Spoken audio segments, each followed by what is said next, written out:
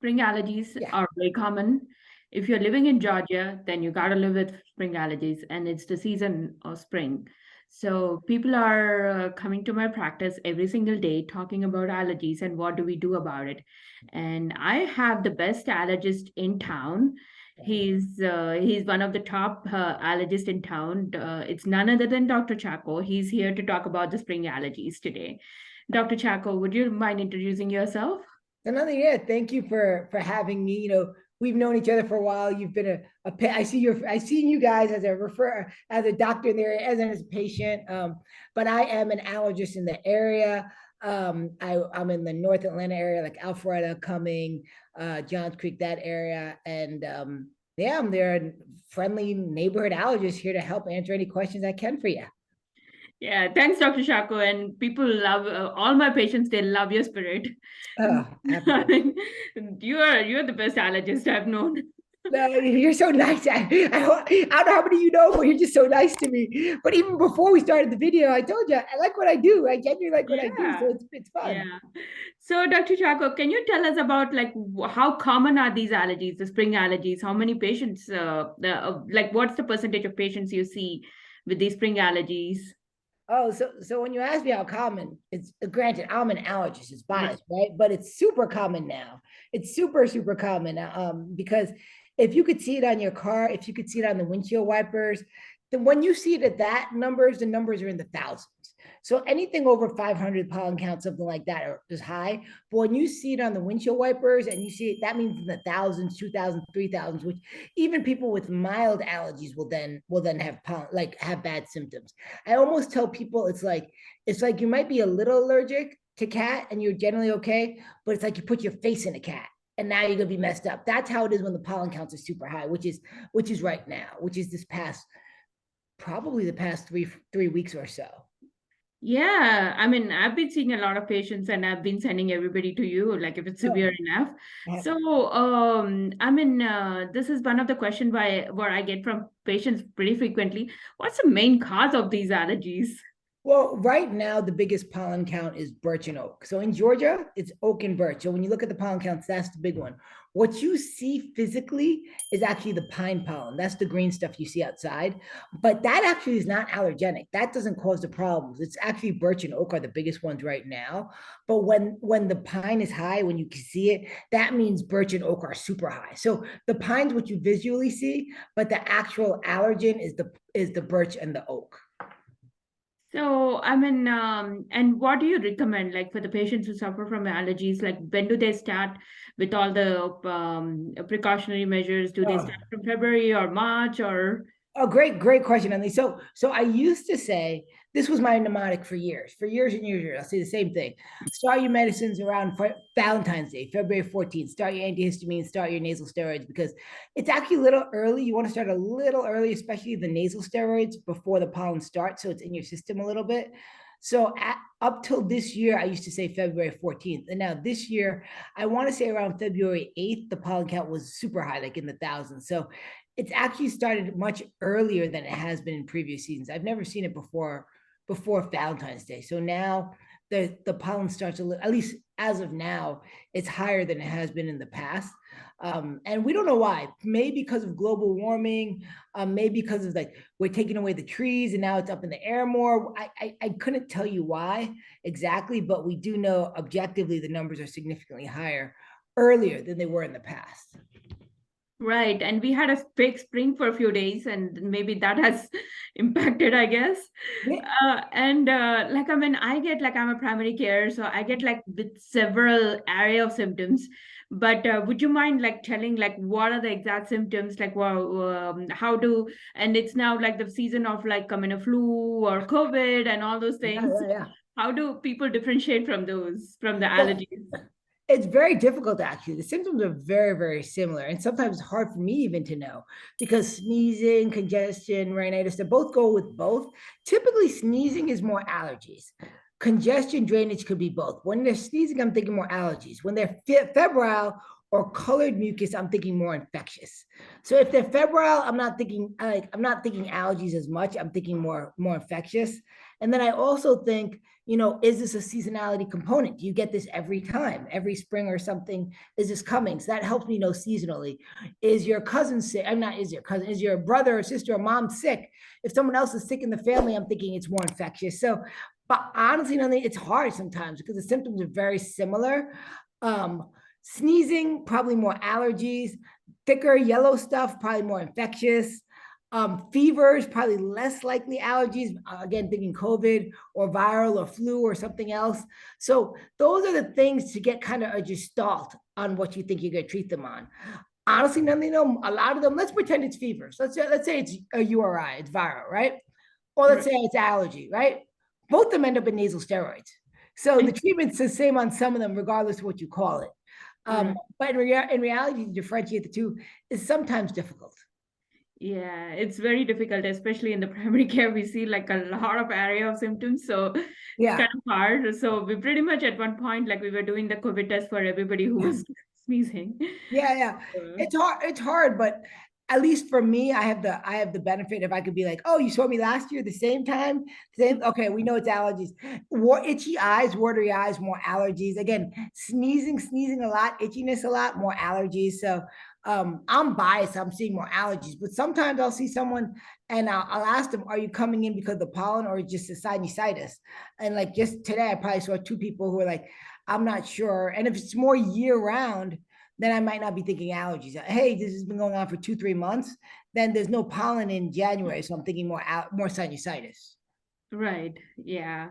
And you mentioned about the nasal steroids. Can you tell us a little bit about the over-the-counter medications and how what they need to use? And like, I mean, I have a couple of patients asking about Ephedrine drops and all those things. So I try to tell them not to use those, but like if you can tell about like they want to hear from the allergy specialist for sure. Sure, sure. So I'm going to come to you like I'm going to talk to you like you're my patient right now. You come in, I'll say, all right.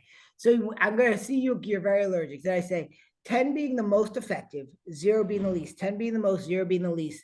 The antihistamines, mean the Allegra, Claritin, Zyrtec, they're about a 3 out of 10. They work well, but it's a 3 out of 10. Some people it works, some people it doesn't. I would throw Montelukast or Singular somewhere in that boat. And then the nasal steroids, like the Flonase, the Acil, the nasal Nasacort, which are now over the counter, used to be prescription probably about 5 years ago or so. Now they're over the counter. That's like a 5 or 6 out of 10. Antihistamines, 3 out of 10. Nasal steroids, 5 or 6 out of 10. And you could use them in conjunction.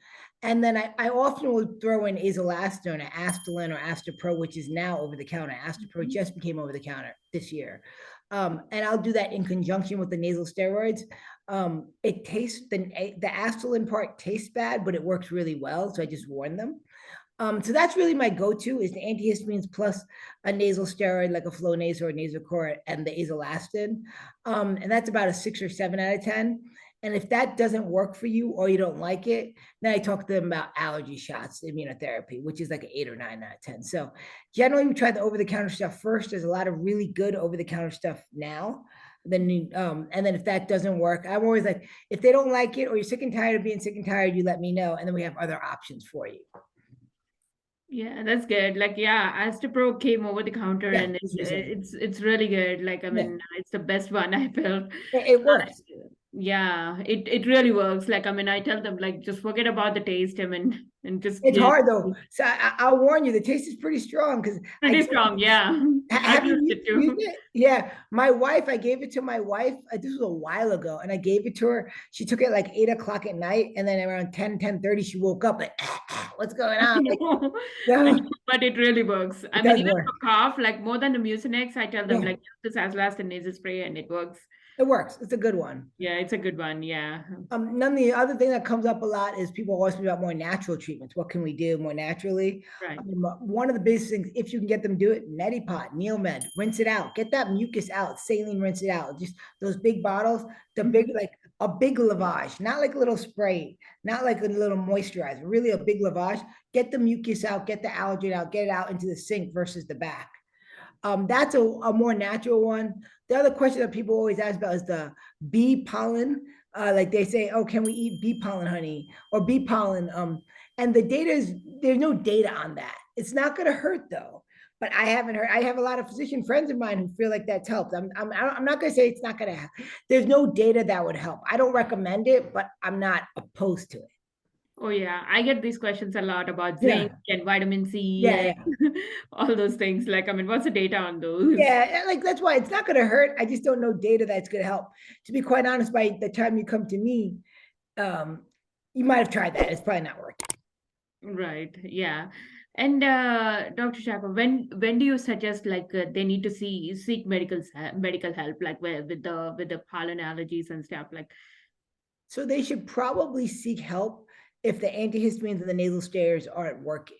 The one thing, like, like it's gorgeous today, it's gorgeous out, right? You got to be out. It's rained. Like we've had winter, like this is spring. You want to be out. What we don't want to do is say, oh, I'm going to stay inside because of the spring. Or I'm allergic to pollen. I want to, no, that's 100% the wrong answer.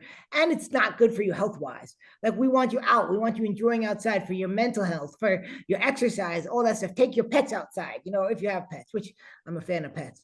But my point is that when should you seek it if allergies are bothering you? If it's bothersome, if it's cramping your lifestyle, and the medicines aren't working, like the antihistamine nail steroids aren't working, come see us because there's treatments we can do that are that? like game changers. Yeah, would you mind telling us about a little bit about the allergy shots? Because a lot of people have several myths around those. Yeah. So allergy shots. So this one myth that people will say, because this will come to you, nothing in your urgent clinical. I got an allergy shot, and it cured me, and I just got one shot, and it lasted me the whole spring. That's probably a steroid shot. That's most likely what they got. And the problem is it does work, but it's not good to do systemic steroids that often. So it's a good band-aid. It's a rescue. Like I don't blame you if they come to your office and you give it to them because they're bad. But in the long term, it's not good to do that frequently. The better treatment is what we call as immunotherapy or allergy shots or allergy immunotherapy. It's basically when we give microscopic amounts of whatever you're allergic to. So it'd be pollen. In this case, we're going to say pollen, but it could be cat, dog, multiple allergens. And we gradually let your body tolerate it over time. So then the body doesn't see it as foreign. And so when you get exposed to it, you're okay because the body is kind of tolerant to, because you've allowed your body to tolerate it over weeks to months. So that's how it works. The negative of it is it's a big time commitment. It requires weekly shots for probably about 3 months, 3 to 4 months, and then monthly. So once you get to the monthly, you're good. It's just the weekly shots. That's the time commitment. That's the negative. Um, the shots don't hurt because they're subcutaneous, but it is very inconvenient. So I always upsell the inconvenience, but it has significant long-term benefit. Right. And how long do they have to do the shots So for? the recommendations are once you get to the monthly dose, anywhere between 3 to 5 years for the long-term benefit. Like you should start feeling better once you get after 3 months or so, once you get to the higher doses. But for the long-term cure, like the thought is that if you do the shots for anywhere between 3 to 5 years, after you stop, you'll have long-term benefits. So for the long-term benefits, the longer you do it, the better. Gotcha. So that's Yeah. why a lot of people will get it when they're young, and then they'll be good later on because they've done it for a while. Right. Right. That's a good one. Like, I mean, Yeah. because yeah, yeah, these are my common questions, Dr. Chaco. That's what I get. Like, Oh, do good you want to question. tell anything to, I mean, So some common questions I get. One is with people asking about allergy drops or allergy tablets. That's a new treatment and it is available. The problem is it just depends on what you're allergic to and how allergic you are. Typically, they are not the best option for pollen allergies because we can't get them high enough. But it does work very good in certain things like dust mite, or maybe if you're allergic to one allergen. So that's an option that's out there. But in general, the allergy shots are the better option. But I always tell people that the drops or the tablets, which you can do at home, so there's the advantage. It just depends on the patient and what they're allergic to and how allergic they are. That's one tip. My other tip people always ask me is like, oh, what about pollen counts? What can I do? Probably wash off after you go outside. Make sure you wash off, maybe wash off your pets, so at least ease up on the pets. They bring in pollen too. Drive outside with your windows up. Try to keep things up because you'll bring in pollen inside. Leave your clothes outside, wash it out, especially when the pollen count's in the thousands. Um, if you're going to run, pollen tends to be higher up in the midday or after wind, and it tends to go down after rain. The rain will wash it away. So maybe go for your morning runs, but don't go in midday. And also, maybe go after rain. Rain will take away the pollen, so those are good days. But don't not go outside. Don't not exercise. Don't not do that, because that is going to hurt your body long term much more than staying inside. We could take care of your allergies. That's my asthma too. Do not say, oh, my allergies are limiting my asthma because of X. I can't play soccer because of my allergies. I can't play tennis. I got a lot of kids that are playing tennis and they're messed up because of their allergies right now. My kids play tennis. And so, and I just got a call from actually one of the ER docs at North Fulton. And his daughter plays high school tennis at Milton. And she's like, he actually had to see me because she had a match and she couldn't play because she was so messed up from the allergies. And so I told him, so he saw me and we can give medicines to make her play better. She's good. She's a freshman playing varsity.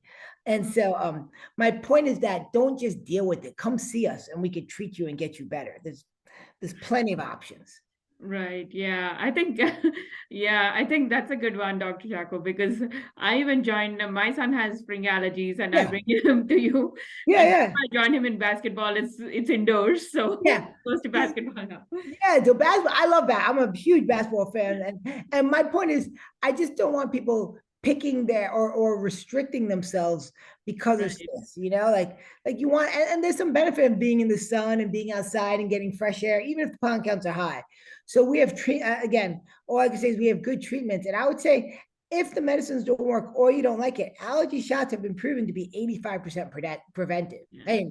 And beneficial in reducing medication use. So they're a good option. Again, it's like going to the gym. You got to go in and put the work in, but you get the benefit. Same thing with the shots. Right, yeah. And I run obesity clinic, so most of my patients are not doing any exercise Yeah. because they don't want to go Yeah. out in the spring allergies, and every patient has an excuse of spring allergies. So, No, we can fix that. Or none. If any of your patients tell you that asthma, don't let them exercise. Let me know. right. I'll like that, because honestly, allergies and asthma go together, right? About Mhm. 60%. And what happens is these asthmatic patients will feel bad, and then they won't exercise, and then they'll get bigger, and then the asthma will get worse. And the bigger you get, the less effective the medicines work. Obesity actually makes the steroids and all the medicines work a lot. Like you need a lot more medicines for it to work. And I've seen patients who have lost significant amount of weight and they don't need any asthma medications. So my Right, point is allergies and asthma go together. We don't want any of our asthma patients gaining weight and then making their asthma worse. We can treat them, and then our goal is to get them to exercise or do something. And then as right, they lose weight and as that obesity gets off their chest and they're able to open it up more, their asthma gets better. right. And And they need less obesity medications. yeah, obesity leads to acid reflux, and Yep. that gets worse, Yep. and that makes our asthma Yep. worse. So Yep. It's a cycle that it's a cycle. honestly, I tell people, if you eat healthy and exercise, you can get rid of 50, 60, 70% of your doctors and medicines. Like that's true. Exactly. Yeah. Yeah. It's That's easy true. for us to say, but it is true though. I didn't mention this, but one of the things we mentioned about pets and making sure you wash off your Mhm. pets. Right. And then allergy shots, and then seeing your doctor. Like Yeah. going and enjoying the springs. Spring in Georgia is awesome. Right. Alpharetta, whoever's cutting any of this, Alpharetta, Alphalon is awesome. Spring is awesome. Yeah. Spring is Someone be awesome. outside, enjoy it here. Editing people put that in and hashtag Alpharetta is awesome. Awesome Alpharetta. Whatever. I'm just I joking. know. I I know. do love Alpharetta. I live here. I love this town. Yeah, exactly. So So we had a wonderful session with Dr. Chaco about spring allergies. If you have any questions, please do email me at styleyourhealthmd@gmail.com. And please don't forget to subscribe to my channel, Style Your Health MD. Thank you.